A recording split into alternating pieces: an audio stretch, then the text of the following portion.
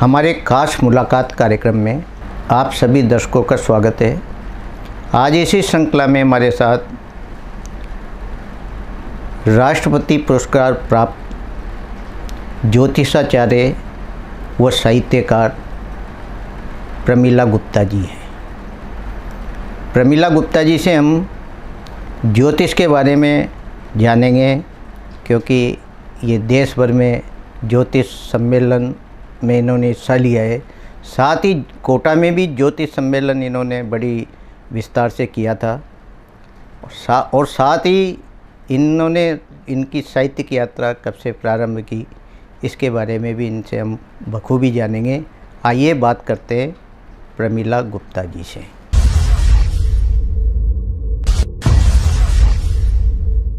प्रमिला जी, आपका हमारे स्टूडियो में बहुत बहुत स्वागत है। नमस्कार जी। प्रमिला जी, आप 2008 में भी हमारे बुलावे पर स्टूडियो में आई थी और आपसे काफ़ी चर्चा हुई थी जी। आज आप फिर हमारे साथ हैं। सबसे पहले तो हम आपसे आपके जीवन परिचय के बारे में जानना चाहेंगे। आप कहाँ से हैं और साहित्य और ज्योतिष विषय आपने कैसे चुना? जी, मेरा जन्म उड़ीसा हीराकुंड में हुआ, क्योंकि मेरे पापा की गवर्नमेंट सर्विस थी जी। तो उनका स्थानांतरण अक्सर हुआ करता था जी। और जब मैं बड़ी हुई, हम लोग 5 बहनें और एक भाई थे जी। और उसके पश्चात मैंने जब ग्रेजुएशन किया, हायर सेकेंडरी हुआ करती थी जी जी, तो वहाँ पर कोई हिंदी मीडियम स्कूल नहीं थे। पढ़ाई के लिए हमें या तो बंगाली भाषा चूज़ करनी पड़ती, और अगर हिंदी चूज़ करनी होती तो वो बिहार में मेरे को हॉस्टल में रह के पढ़ना होता था। अच्छा। तो मैं वहाँ पर हायर सेकेंडरी के बाद बिल्कुल फ्री हो गई, तो मैं घर में बच्चों को ट्यूशन्स पढ़ाने लगी और उसी दौरान जी मैं छोटी छोटी सी कहानियाँ लिखने लग गई और कुछ कुछ पंक्तियाँ, वो पता नहीं कविता थी या क्या थी, मेरे को खुद नहीं पता जी, है, जी। वो लिखनी शुरू करी। क्यों?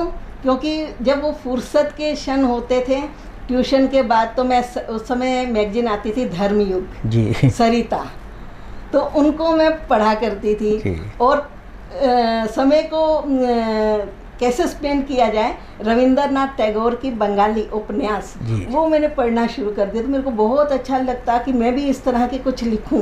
जी। तो उस समय मैंने कुछ लिखी और उसके बाद में धीरे धीरे मैं अपने उसमें लिखती गई, सहेजती गई। लेकिन मेरे को 82 में जी। मेरी शादी यहाँ कोटा राजस्थान में हो गई, तो मैंने सोचा इन सब चीज़ों की कोई ज़रूरत ही नहीं है तो वहीं पे छोड़े आई कि शादी हो गई। उस समय बड़ा अच्छा था कि अरे शादी एक सपना हुआ करता था। बिल्कुल। तो कि शादी के बाद इन सब की क्या ज़रूरत है, हो गई शादी। तो इस तरह वो सब चीज़ें वहीं छूट गई। अब कोटा में मैं आई तो यहाँ पर मेरा जो जुड़ाव है राजनीति में हो गया। अच्छा। तो जब राजनीति में हुआ तो मैंने अपने हस्बैंड से बोला तो वो हंसने लग गए, क्योंकि मैं तो समझती ही नहीं थी कि राजनीति क्या होती है। लेकिन जुड़ाव होता चला गया और मैं राजनीति में भी आगे बढ़ती गई। राजनीति में आगे बढ़ते ही बढ़ते मैं कुछ कवियों के बीच में पहुंच गई। अब कवियों के बीच पहुंची तो मैंने बोला यहाँ तो सब कविताएं बोल रहे हैं, तो मैं क्या बोलूँ। तो मेरे भी कोई 4 पंक्तियाँ पुरानी याद आ गई और मैंने उन कविताओं को वहाँ 4 पंक्तियों को दोहरा दिया जी। तो जैसे ही दोहराया सबने वाह वाह कहना शुरू कर दिया।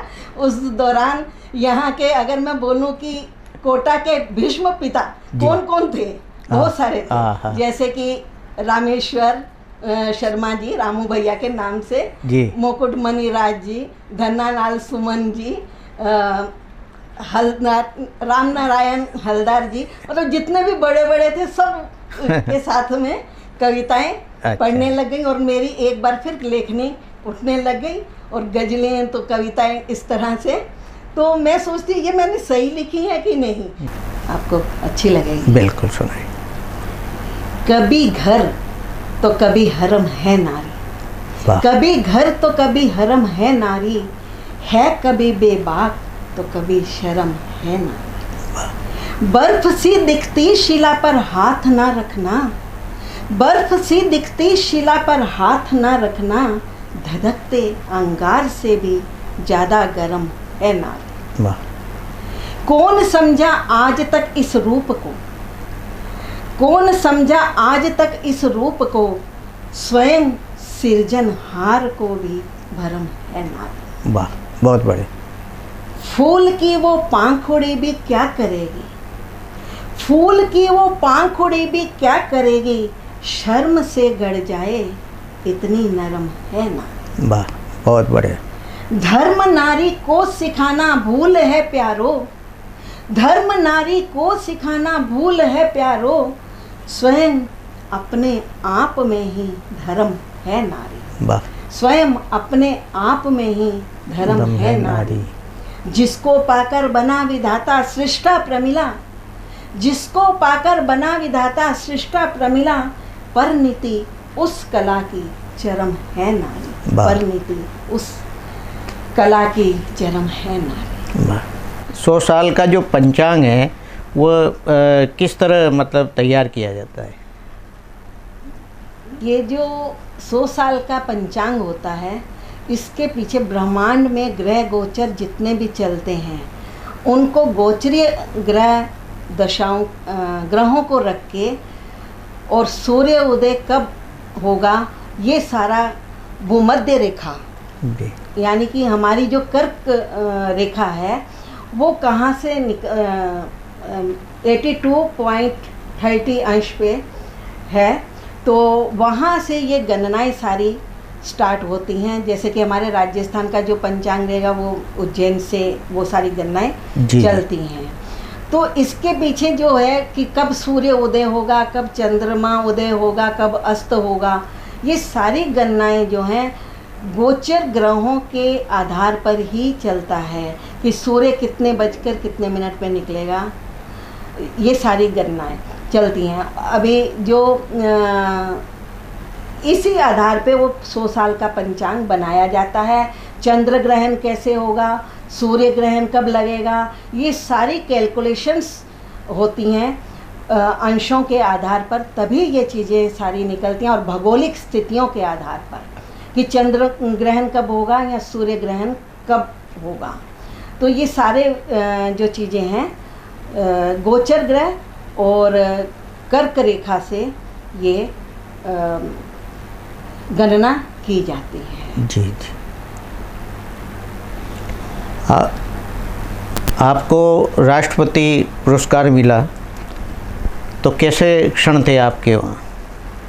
जब मेरे को राष्ट्रपति पुरस्कार मिला तो बहुत ही अद्भुत मैं महसूस कर रही थी। इतना बड़ा अचीवमेंट मेरे जीवन में मेरे को मिलने जा रहा था, तो बहुत मेरे अंदर ऐसे एक भावना की इतना बड़ा अचीवमेंट मेरे को मिल रहा है।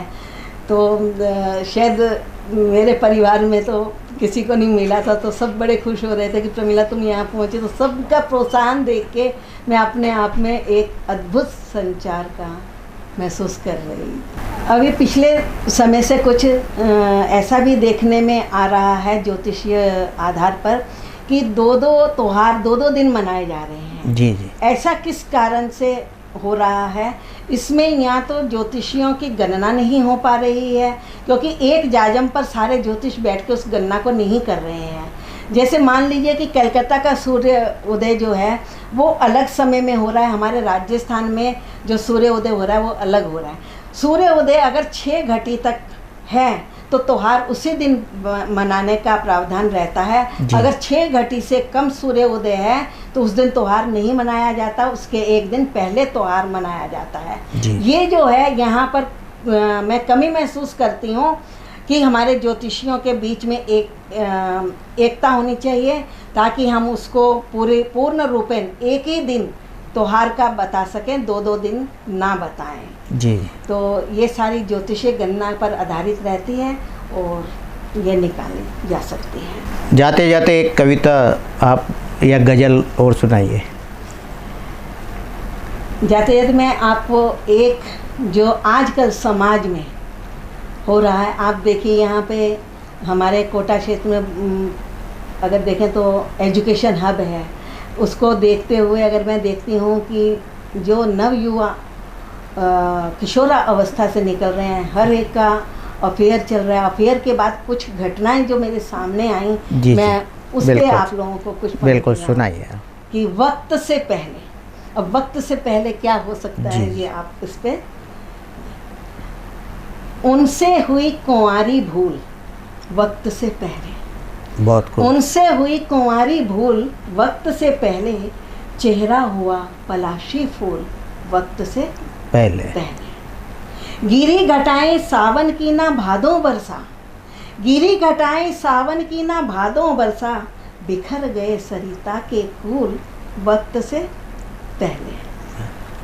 टूटे चाहे रोज बिजुरिया लावा उगले ज्वाला, टूटे चाहे रोज बिजुरिया लावा उगले ज्वाला, नहीं करूँगी सजा कबूल वक्त से पहले।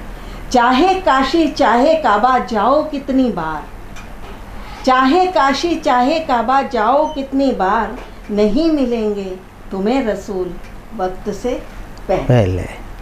अब देखिए एक मत्ता है, अभी शेष था मूल उठाना, अभी शेष था मूल उठाना, लेकिन प्रमिला किया उन्होंने ब्याज वसूल वक्त से पहले। बहुत किया उन्होंने ब्याज वसूल वक्त से पहले। अब ये क्यों लिखा और इसके पीछे मकसद क्या है, मैं थोड़ा सा आपको बताना चाहूँगी कि यहाँ पर जैसे कि बहुत सारे लव अफेयर्स में और बहुत सारी गलतियाँ कर रहे हैं और क्या हो रहा है, तो इस कविता के माध्यम से ही मैंने उसको दर्शाया है। उसके बाद में अगर उनको कोई सज़ा भी मिलती है तो तब भी उसको नहीं वो मानते हैं। इन सारी चीज़ों को मैंने उसको आधार मान के किया है जी। कि जैसे कि उसके साथ साथ उन दिनों मैंने देखा कि एक फसल सरसों की आई हुई थी, तो उसमें भी वक्त से पहले सरसों में फूल आ गए। बहुत सुंदर। नमस्कार। नमस्कार। धन्यवाद।